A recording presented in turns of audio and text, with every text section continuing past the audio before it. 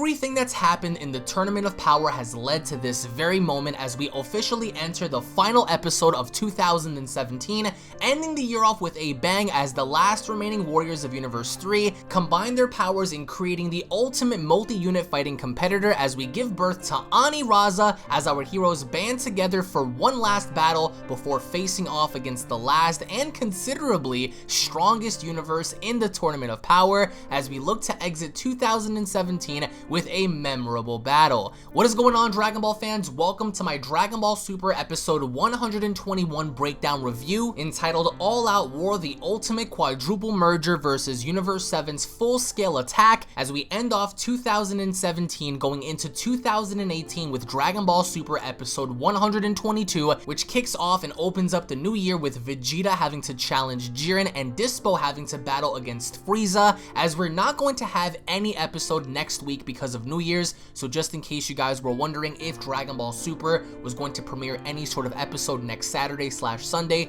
we will not be getting any episode for December 30th/31st as it is the new year. So I do want to wish you guys a very happy holiday season. Merry Christmas and Happy New Year's to everybody watching this video. I hope you guys have a very safe and very fun holiday season. So I hope you guys sit back and enjoy. And again, if you guys are new to this channel and of course love Dragon Ball, consider punching that subscribe button, guys, and also click that bell icon. That way you guys can be notified whenever a brand new video is posted onto this channel and sent to you directly on your desktop or PC. Hashtag Dragon Ball Squad as we close off 2017 with our heroes standing face to face one-on-one against the remaining fighters of universe number 11, in which, to my surprise, by the end of Dragon Ball Super episode 121, we actually have a preview for Dragon Ball Super episode 122 premiering in 2018, and it looks like it's going to be an all-out bloodbath between Vegeta, Goku, and Jiren, because it looks like Goku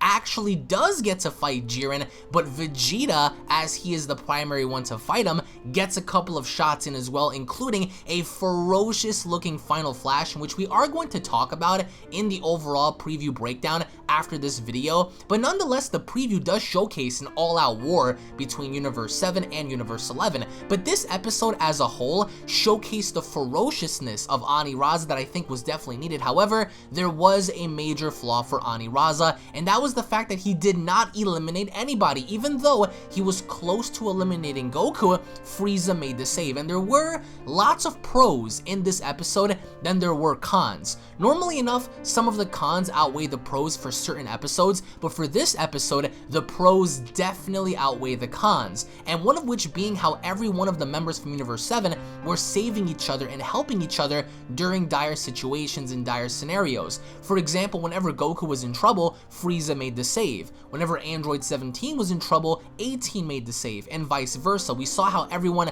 was collectively helping each other. Even by the very end, we saw how every one of our fighters, 17, Gohan, Vegeta, Golden Frieza, and Goku, were all forced in using their full power in order to push back the attack that Aniraza was creating. Now, I will say this, the concept of Aniraza's character looks fantastic. His design looks amazing. For a lot of the people within the fandom, Aniraza's design more or less reminded them of Hatchak, or even some sort of fusion between Frieza and Jiren for whatever reason, but overall the concept of Aniraza, I felt, was needed in the tournament, but I think that they displayed and showcased Aniraza way too late in the tournament. This whole time, Universe 3 did absolutely nothing in this tournament, and for them to introduce a fighter that was arguably god level in seeing how he handled Super Saiyan God Goku, how he was easily able to trash Gohan in 17, but the only problem behind Aniraza's character was he was eliminated relatively early as opposed to what we originally thought. He was going to survive perhaps maybe at least one other episode, but as quickly as they introduce characters in this tournament, they're gone quicker before they can even have any shine in the tournament, and an example of that was definitely Aniraza, and I was invested in more or less his character, in seeing him develop further, which case in point you can't deny the effects that Aniraza had on the Universe 7 team, considering that even Frieza himself, someone who's been in the shadows this entire time,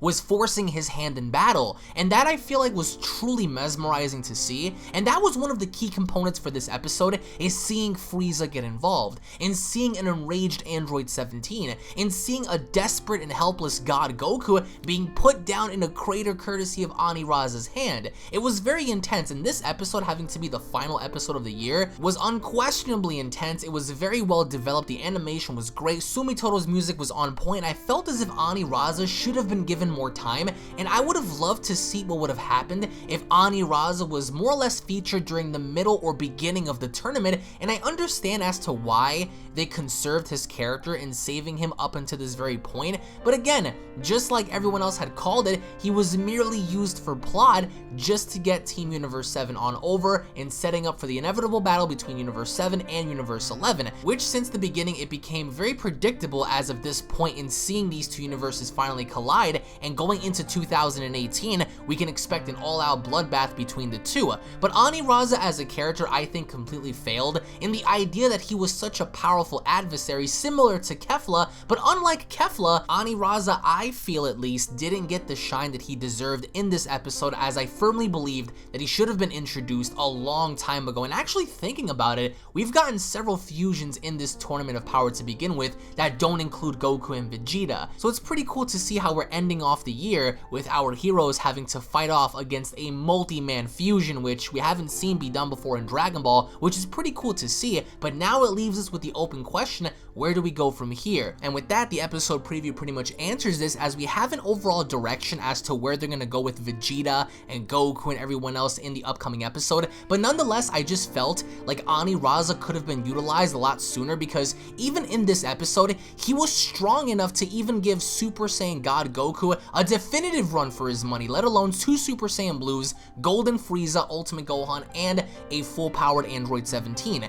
And what I really enjoyed about this, once again, is that Android 17 was indefinitely one of the MVPs for the episode, because just as everyone else is trying to fire back against Aniraza, it looked like nothing, literally nothing, was able to push or hold Aniraza back after he grew his wings. And yes, he did grow wings, because at a certain point in the episode, Aniraza was hovered over the tournament in unleashing this massive blast that had everybody on the run, and if it were not for Android 17, it would be safe to assume that our characters probably would have been eliminated and erased after this fight was over and done with. So whether or not you guys agree or disagree, you're going to have to give Aniraza huge respect for being a broken character essentially, because he was so powerful for his own good. He literally pushed back Blue Goku, Blue Vegeta, Golden Frieza, and a full-powered 17 by himself. And if it were not for 17 using his own variation of the Dragon Fist with like this barrier surrounding his hand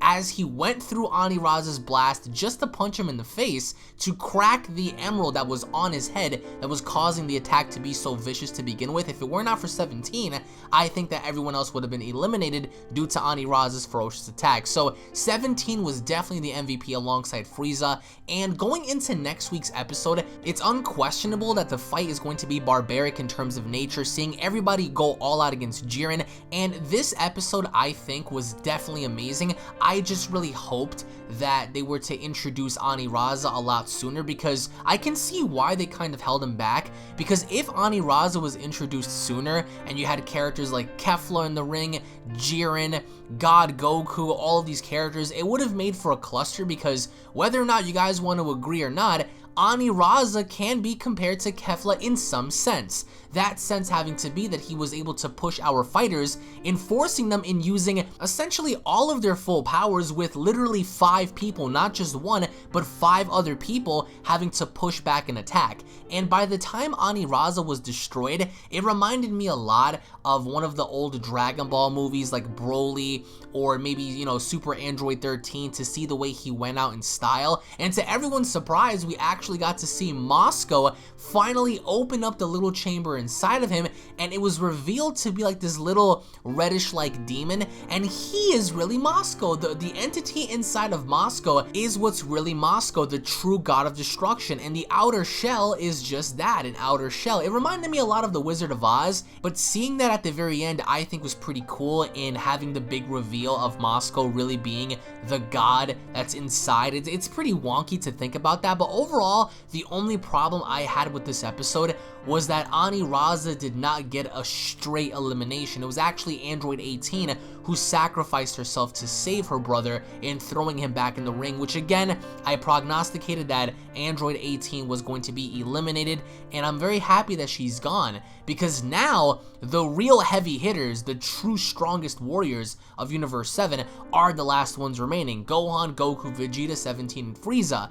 And they're going to be colliding against Toppo, Dispo, and Jiren, which is suitable because I don't really see where Android 18 would place herself in all of this, because if Android 18 were to be involved in the mix, I think that she would be, either way, regardless, one of the first ones to get foddered if she was directly involved in fighting Jiren, Toppo, or Dispo. So it was suitable to see her go. She saved her brother, and I think for the moment being, for the time being, it was very suitable in seeing her noble sacrifice actually come into fruition, as 17 did the job that he needed to in order to put down Raza in preventing him from eliminating some of the Universe 7 warriors, and thus resulting in everyone else having to push back hard enough to cause Raza to be eliminated. So the definite MVPs for this episode were Android 17 and Frieza, because Goku did what he could, and it kind of still raises questions as to how tired he actually is, because the guy has been through the most in this tournament so far than anybody else. And we see going into the preview that he's still managing to throw shots with Jiren, even though he's missing in his Super Saiyan Blue form. He stands zero chance of surviving. I think that Goku at this given point needs to sit out a couple of fights just to let everyone else get some shine, including Vegeta, especially Vegeta in the upcoming episode, considering that Goku had been through so much. He just needs to recover. And at the very end of this episode, it was eluded and foreshadowed that Goku versus Jiren is going to be the be-all end-all fight by the end of this, and it kind of raises the question as to who is going to eliminate our fighters now. Who is going to eliminate 17? Who is going to eliminate Gohan? Who is going to eliminate Frieza if that's the case? It's a big mystery as of now, but I would like to know from you guys down below as to what you guys think about this episode. To me, like I said, I really enjoyed this episode so much because it presented a different element to the episode. It presented the element of surprise, as did Raza almost eliminated several fighters. It presented the element of teamwork, which I really did enjoy, especially once